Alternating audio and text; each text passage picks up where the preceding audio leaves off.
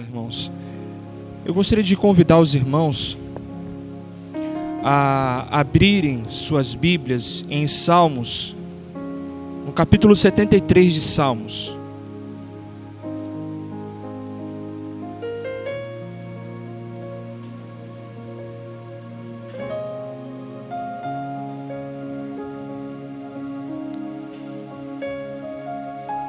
Capítulo 73 de Salmos.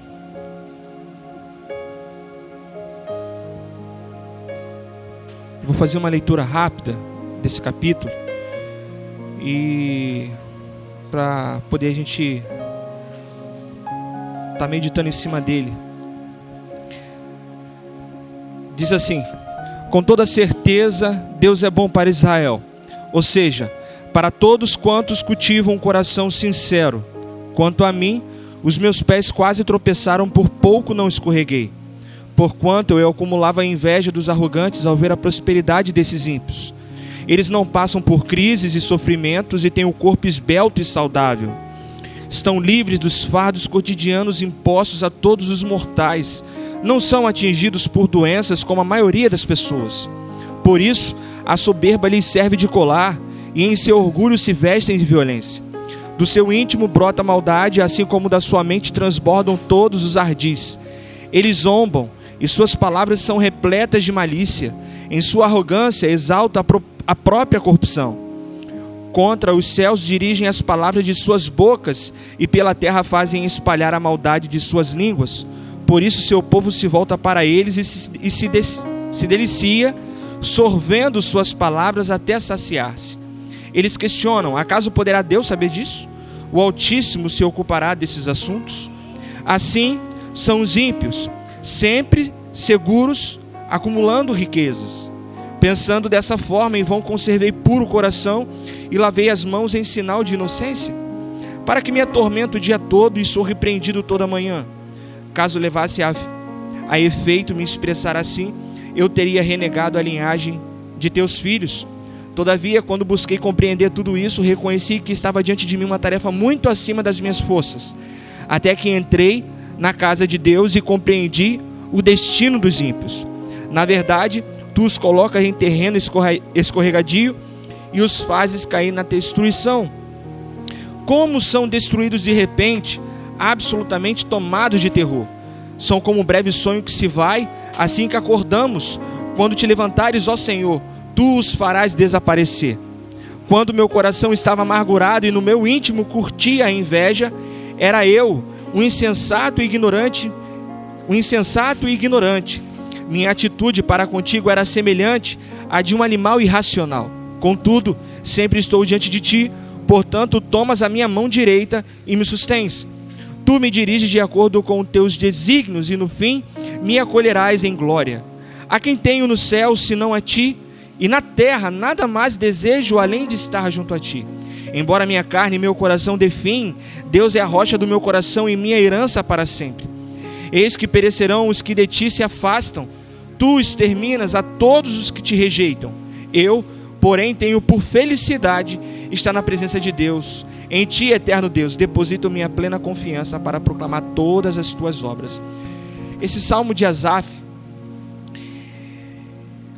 relata que por um breve momento Asaf passa a observar a vida do ímpio, do pecador, e vê como eles prosperam. Ele fala da prosperidade, vê como eles não temem a Deus, vê como eles fazem tudo aquilo que lhe vem à mente e que se torna reprovável diante de Deus. E ele admira de uma certa forma, porque tudo aquilo que eles estavam fazendo era prazeroso de uma certa forma.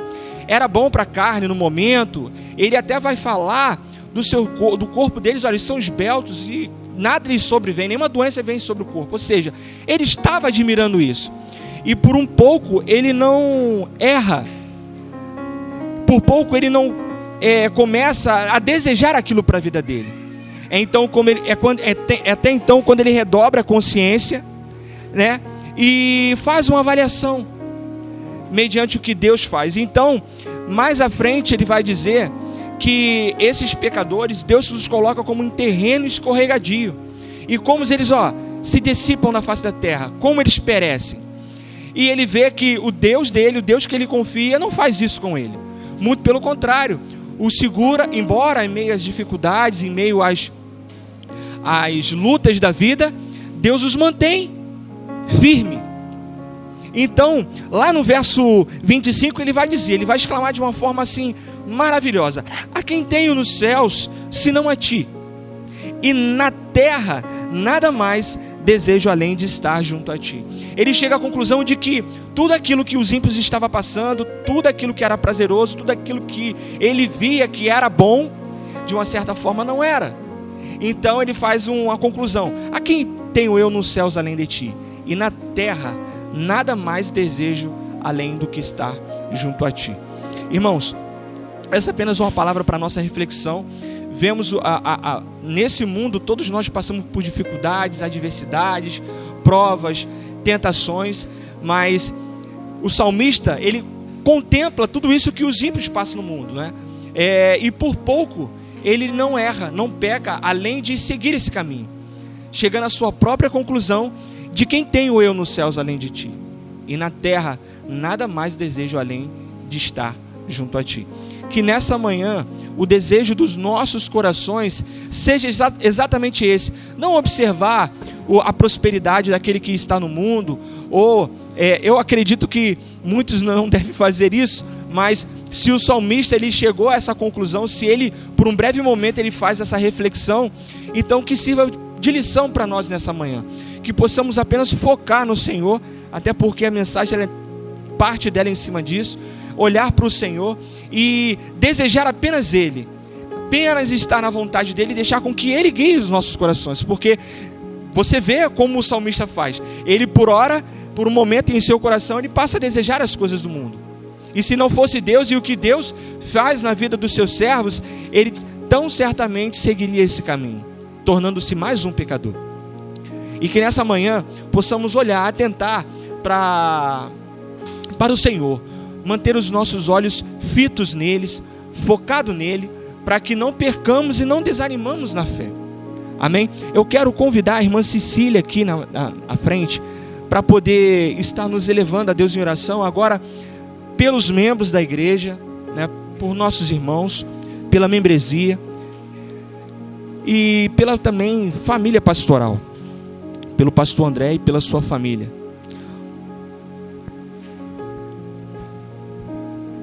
Bom dia, irmãos. Graça e paz da paz do Senhor Jesus, amém? Oremos.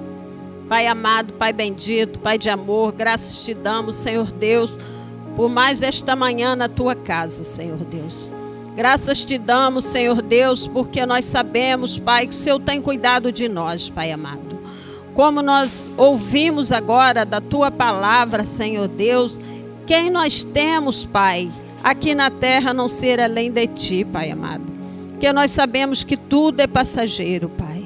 Então que o Senhor firme o coração dos meus irmãos, o meu coração, cada dia mais na tua palavra, Senhor Deus, para que nós possamos, Pai, não olhar, Senhor, para as coisas terrenas que são agradáveis aos nossos olhos, mas que nos desvia dos teus santos caminhos, Pai amado.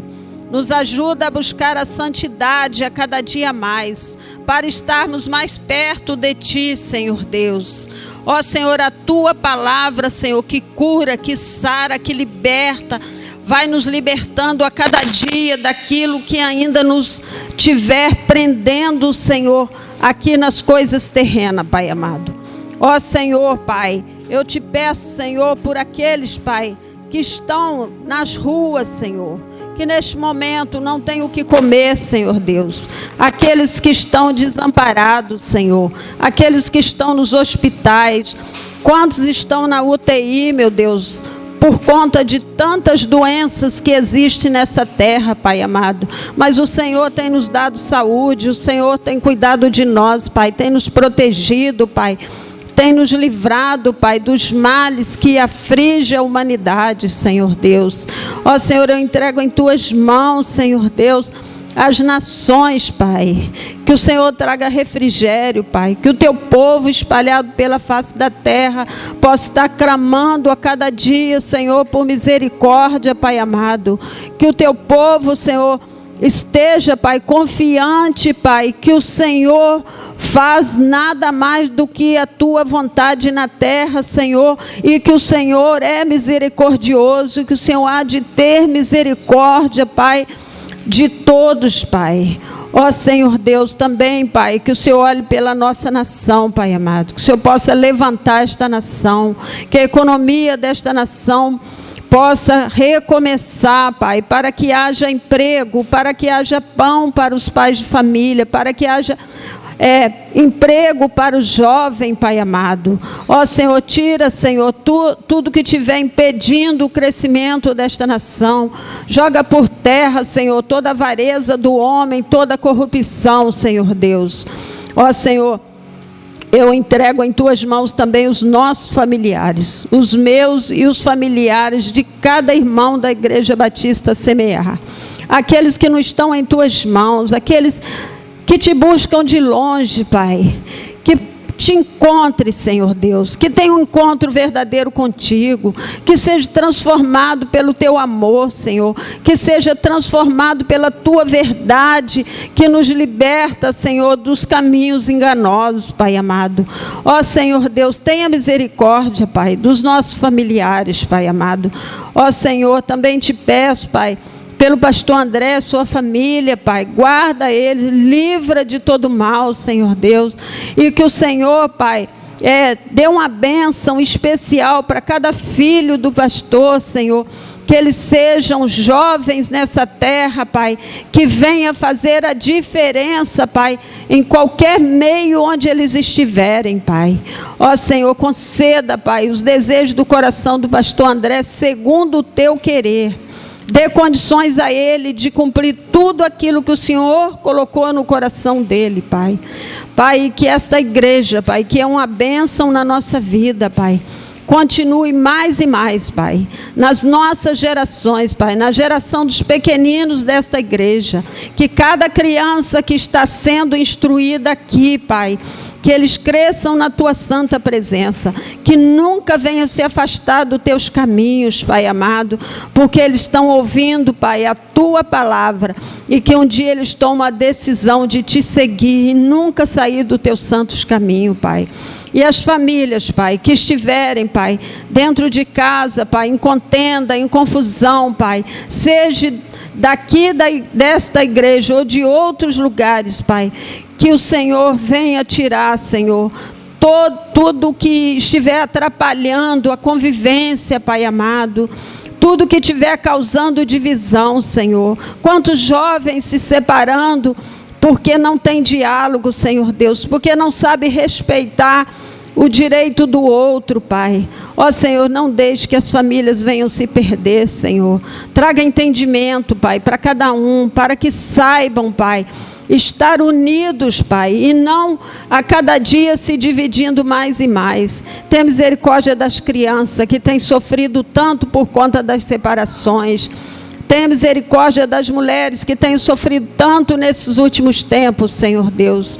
Mas que o seu povo, que se chama pelo teu nome, Senhor, possa orar e humilhar e se entregar em teus santos caminhos, Senhor Deus, para que o Senhor possa nos olhar lá dos altos céus e ter misericórdia de todos nós, Senhor Deus.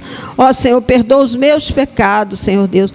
Perdoa os pecados da tua igreja, Senhor, e ser conosco a cada dia, nos mantém firme em tua santa presença, que nós sejamos gratos, Pai, por estar aqui na tua casa, Pai amado. É esta oração que eu te faço e desde já te agradeço, em nome do teu amado Filho Jesus, que vive hoje e reina para todo sempre, Senhor. Amém.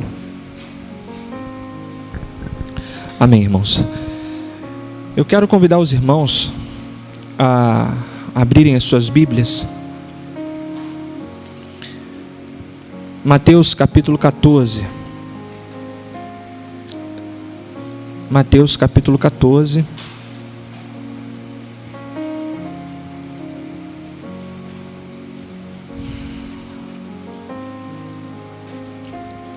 Do verso 22 ao 33.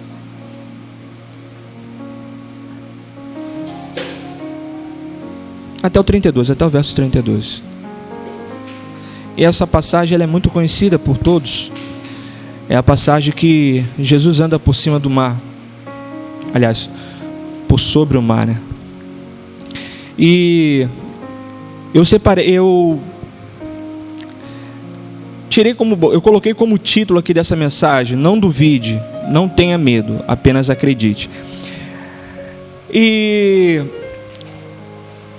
por se tornar uma passagem muito conhecida por todos aqui, eu fiquei me perguntando o que eu poderia acrescentar a mais a palavra do Senhor, o que poderia para a nossa meditação.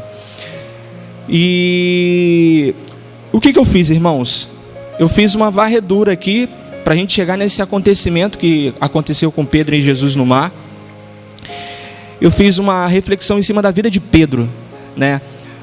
Quando ele conheceu Jesus, quando Jesus fez o convite a ele para poder o seguir, e até então chegar nessa parte onde nós vamos compartilhar agora. Mas vamos ler o texto para poder a gente depois ir para as próximas partes. Diz assim a palavra do Senhor: imediatamente após, Jesus insistiu com os discípulos para que entrassem no barco e fossem adiante dele para o outro lado, enquanto ele despedia as multidões. Assim que mandou o povo embora, subiu sozinho a um monte para orar. Ao chegar da noite, lá estava ele só. Todavia, o barco já estava longe no meio do mar, sendo fustigado pelas ondas, pois o vento era contrário. Na quarta vigília da noite, foi Jesus ter com eles andando por sobre o mar.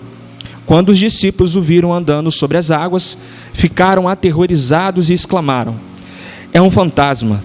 E gritavam de medo. Mas imediatamente Jesus lhes disse: tende bom ânimo, sou eu, não temais. Ao que Pedro exclamou: Senhor, se és tu, manda-me ir ao teu encontro por sobre as águas. Então Jesus lhes responde: vem. E Pedro, deixando o barco, andou por sobre as águas e foi na direção de Jesus. Todavia, reparando na força do vento, teve medo, e começando a afundar, gritou: Senhor, salva-me. Jesus estendeu imediatamente a mão, segurou-o e lhe disse: homem de pequena fé, por que duvidaste? Assim que ambos entraram no barco, cessou o vento. Esse acontecimento ele tinha acabado, foi logo na sequência, antes de Jesus multiplicar a segunda multiplicação de pães e peixes. E quando Jesus se reúne em torno da multidão e a despede, porque eram muitos que iam ao encontro de Jesus por diversos motivos, Jesus sobe ao monte para orar e pede para os discípulos atravessarem o mar, que depois iria até o encontro deles. E chegando à quarta vigília da noite, em torno de 3 e 6 horas da manhã, parte da madrugada, o vento era contrário àquela embarcação. E Pedro e os homens que ali estavam, eles estavam atemorizados, eles estavam aterrorizados, porque provavelmente na mente deles estava passando: nossa, vamos perecer aqui. Estamos remando há horas aqui, estamos remando, tentando chegar ao outro lado que o mestre nos mandou ir, mas não vamos conseguir, vamos perecer aqui, vamos morrer aqui. Isso deveria ser o que passava na mente deles naquele momento, porque vamos nos colocar na condição de um marinheiro no meio do mar, com a tempestade, revolta, balançando o barco para um lado e para o outro, sem ninguém para poder te ajudar a te socorrer. O que se vem na mente? Não, eu vou morrer aqui afogado, a embarcação ela vai afundar.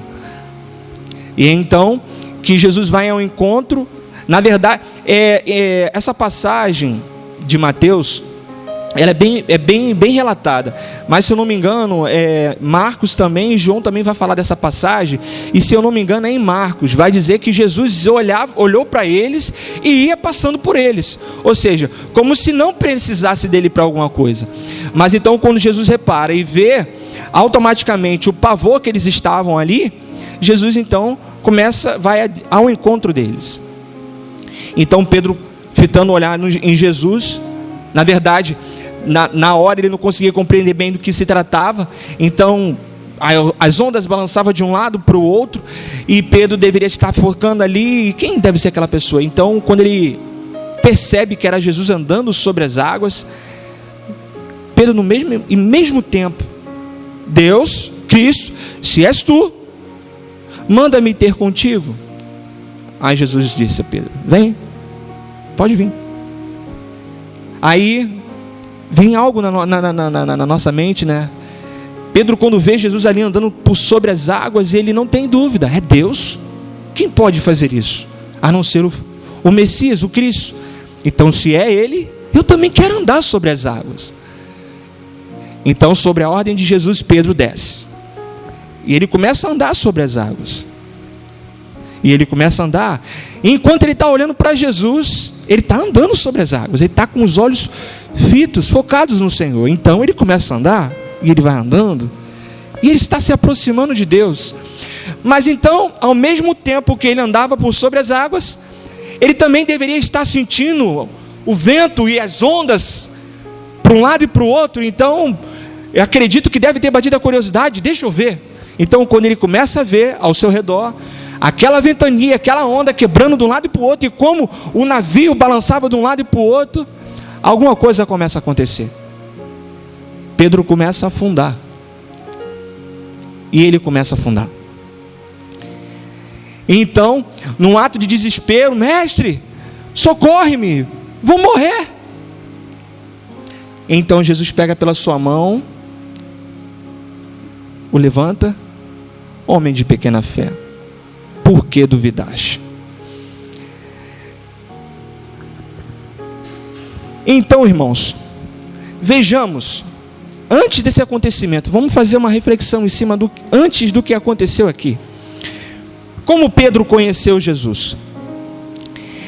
A Bíblia vai nos dizer que André era discípulo de João. Pedro com certeza escutava com vivo interesse as coisas que seu irmão lhe contava sobre a mensagem de João. Um dia, André viu João apontar para Jesus de Nazaré e dizer: eis o Cordeiro de Deus. André logo se tornou seguidor de Jesus e prontamente levou essa notícia emocionante a Pedro. O Messias tinha chegado. Após a queda do homem no jardim, uns 4.000 anos antes disso acontecer, Deus havia feito uma promessa que alguém especial viria para dar esperança verdadeira à humanidade.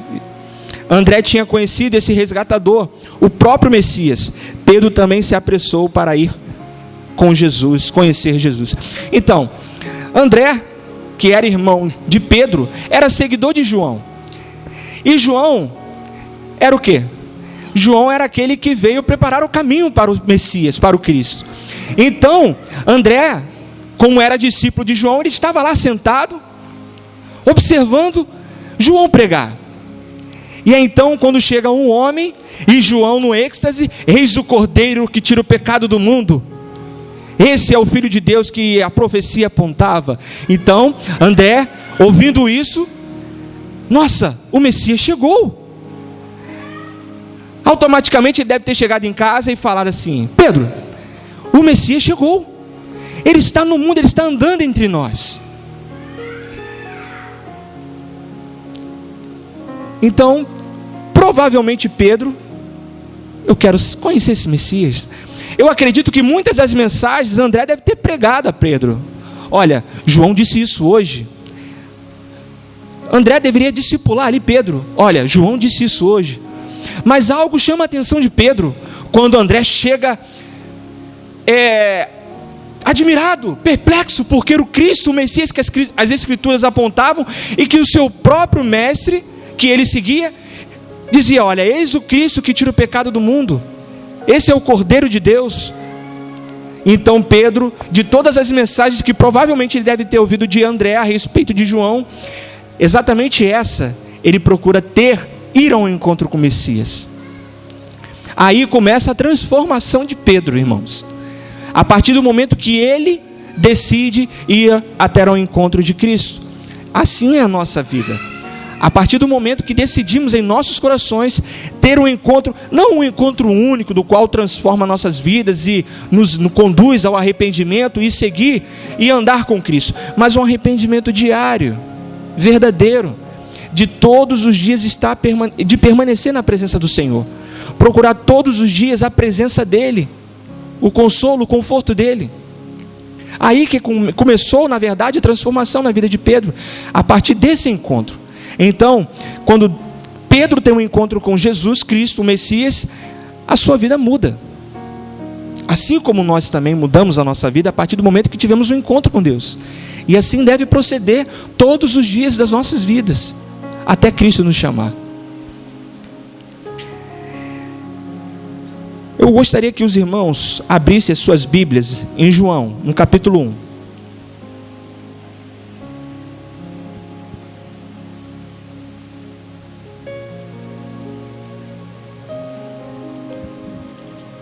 João capítulo 1.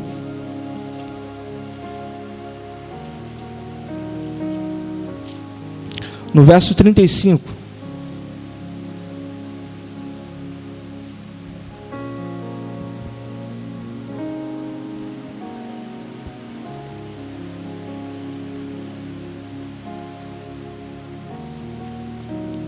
Perdão, no verso 37. Então, somente no verso 37, vai dizer assim: os 2 discípulos ouviram o que ele falou e se tornaram seguidores de Jesus. Esses 2 discípulos estão falando sobre André e Tiago. Quando eles têm a notícia de Jesus, que era o Cordeiro, era o Messias, automaticamente eles passam a ser o quê? Seguidores de Jesus. Agora, Tiago e André já não ouviam mais apenas a palavra de João, passavam a ouvir a palavra do próprio Messias, do próprio Cristo, se tornando seus seguidores. Irmãos, é interessante que Jesus, quando ele tem um encontro com Pedro, ele diz a Pedro: olha, a partir de hoje não se tornará... Simeão, na verdade, era o nome de Pedro. A partir de hoje você se tornará Pedro. Cefas é uma palavra que significa pedra ou rocha. Essas palavras de Jesus com certeza era profética relacionada à vida de Pedro. Ele previu que Pedro seria como uma rocha, uma influência estável, firme e confiável entre os seguidores de Cristo. Será que Pedro se via dessa maneira? Quando Jesus tem um encontro com Pedro, diz: olha, eis que tu és Pedro, a partir de hoje você se tornará uma rocha. Uma rocha, ela é firme, né? Ela não é estável. Mas a vida de Pedro, a gente consegue ver nas Escrituras que ela tem altos e baixos. Muita dúvida ao decorrer das Escrituras, vão ver que Pedro tem em mente. Mas por que Jesus chegou a essa conclusão de que Pedro seria uma rocha? O que podemos aprender com a vida de Pedro? Que lição podemos tomar para as nossas vidas com a vida de Pedro?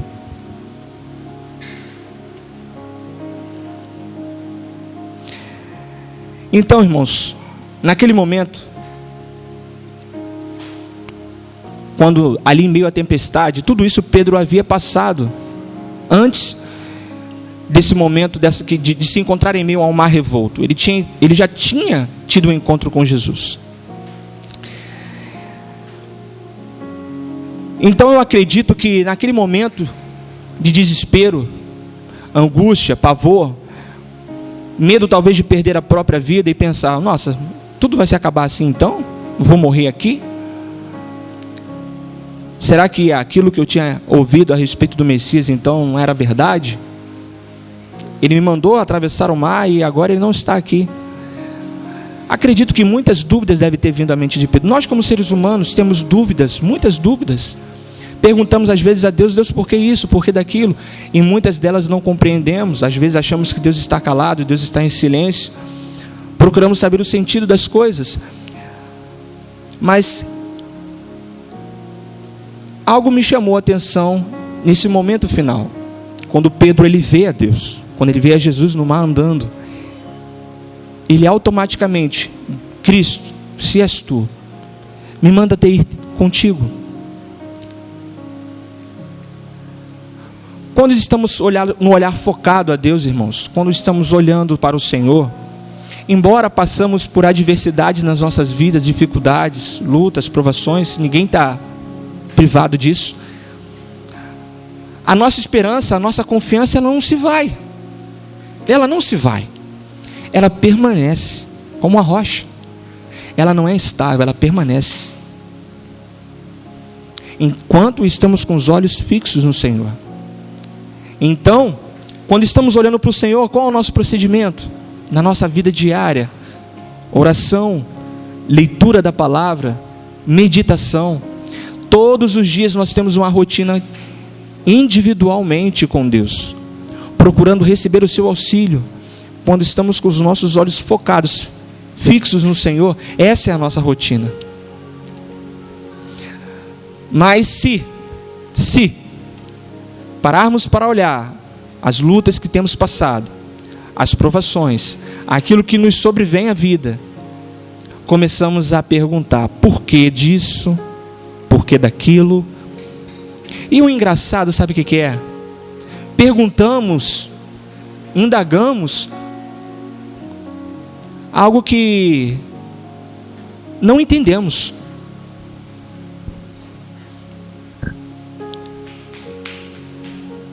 O engraçado é isso, né? Fazemos perguntas que não entendemos. E nos abatemos por isso, porque por não entender, o que a gente faz? Se fechamos. Nos isolamos. Até mesmo deixamos Deus de lado. E começamos a pensar com a nossa própria mente. E a refletir por que daquilo. Mas então, começamos a afundar quando começamos a pensar dessa forma, porque nos distanciamos de Deus. Mas Deus, Ele é tão bom, Ele é tão bom, Ele é tão misericordioso, que mesmo vendo a nossa atitude de duvidar, Ele não nos deixa. Olha o que acontece na vida de Pedro, ao olhar para as adversidades ao redor, para tudo aquilo que os seus olhos, tudo aquilo que era aparente, ele começa a afundar. Então ele começa a clamar. Então Deus vem ao seu auxílio, lhe estende a mão e o puxa. E diz: homem de pequena fé, por que duvidaste? E os dois caminham juntos até o barco e chega até o outro lado da banda, que era Genezaré. Quando Jesus entrou no barco, tudo cessou, tudo se acalmou. Eu acredito que no momento em que Pedro pega na mão de Deus, antes mesmo de entrar no barco, ele já deve ter sentido um certo refrigério, né? O Messias segura na minha mão, eu já não vou morrer, eu já não vou perecer, estou junto com Ele. Então, a Bíblia está falando sobre isso, mas provavelmente dali até o barco, Jesus deve ter falado outras palavras além dessas, né? Que com certeza confortou o coração de Pedro.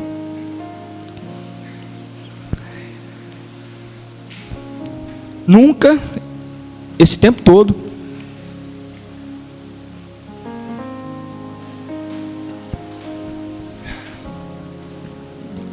de igreja, de estar dentro da igreja, ouvindo a palavra do Senhor, ouvindo tantos e tantos testemunhos, tantas e tantas pregações, tantas maravilhas acontecendo dentro das igrejas, tantos avivamentos. Reflitamos sobre isso. Nunca imaginávamos que passaríamos pelo que estamos passando hoje. O mundo, os homens, os poderosos, aqueles que são bilionários, estima-se hoje no mundo que 2.500 homens bilionários governam o mundo. Alguns acham que é o presidente, alguns acham que são senadores, mas não são esses bilionários. Eles movem a economia de todo o mundo. Em média, 2.500 homens bilionários no mundo hoje. Eu fico imaginando, esses homens devem ter achado que eles tinham tudo sob controle, achando que tudo estava sob o controle e o domínio deles. Então, o que acontece, o que estamos vivenciando hoje? A pandemia. Vemos homens, mulheres, crianças, jovens, adolescentes, ricos, pobres, sem distinção de absolutamente ninguém, perecer por esse mal.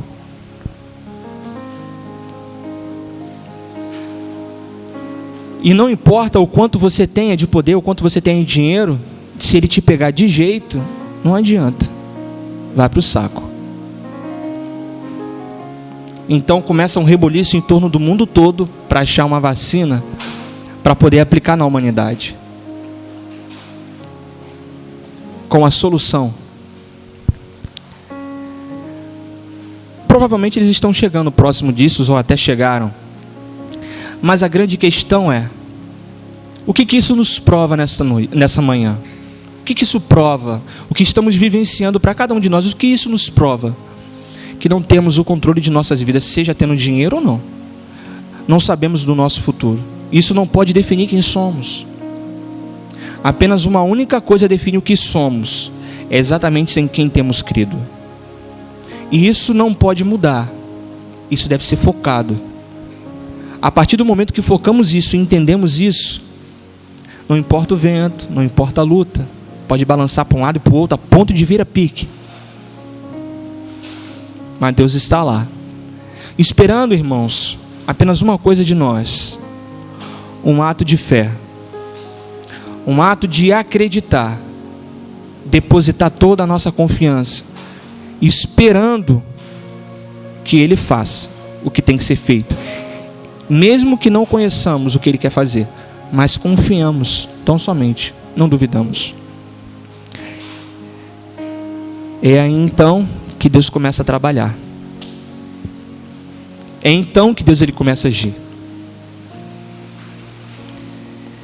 É então que o nosso caráter ele começa a ser trabalhado. Dia após dia. O Espírito Santo em nós trabalha em nós o tempo todo para nos direcionar para a única coisa que é capaz de nos manter de pé, isso aqui, a Bíblia.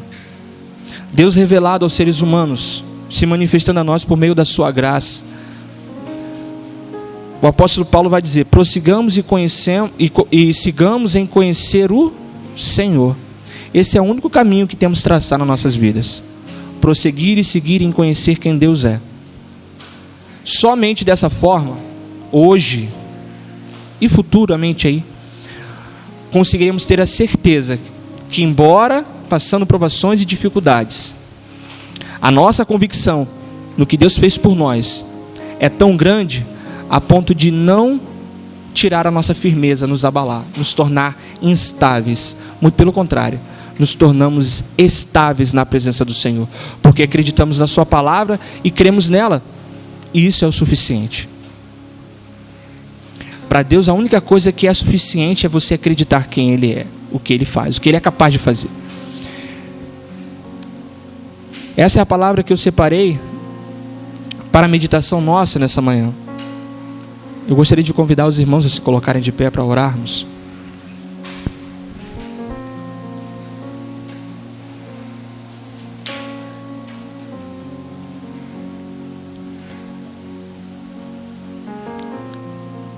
Que nessa manhã, irmãos, a palavra de Deus rumine nos seus corações, para nosso crescimento,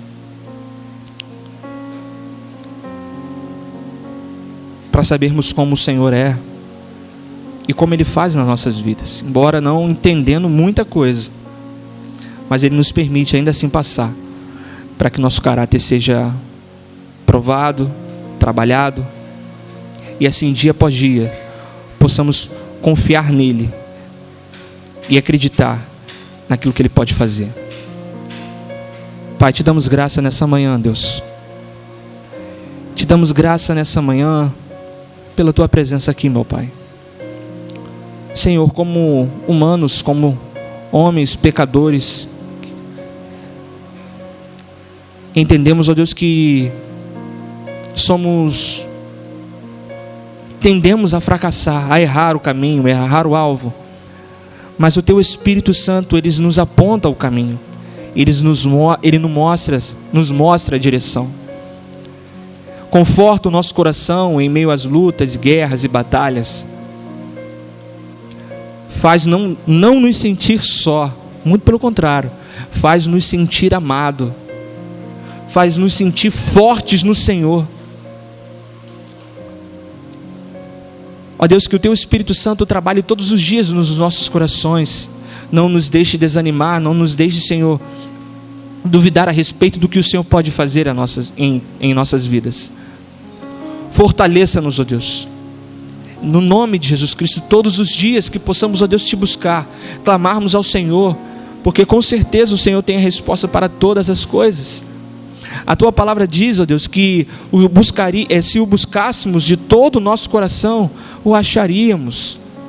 Nesta manhã, Deus, te buscamos e acreditamos, ó Deus, que só o Senhor tem a resposta, Senhor, para as nossas perguntas e nossas indagações, para as nossas lutas. Só o Senhor é a resposta de tudo isso.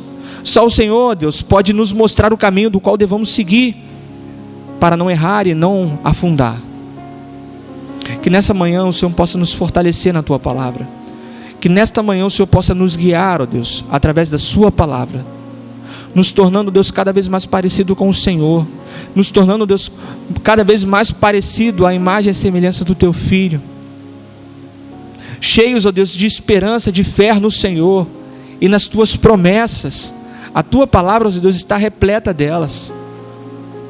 Ó Deus, nesta manhã, guarde os nossos corações, cura, Senhor, as nossas vidas. Ó Deus, abençoe, ó Deus, as nossas famílias,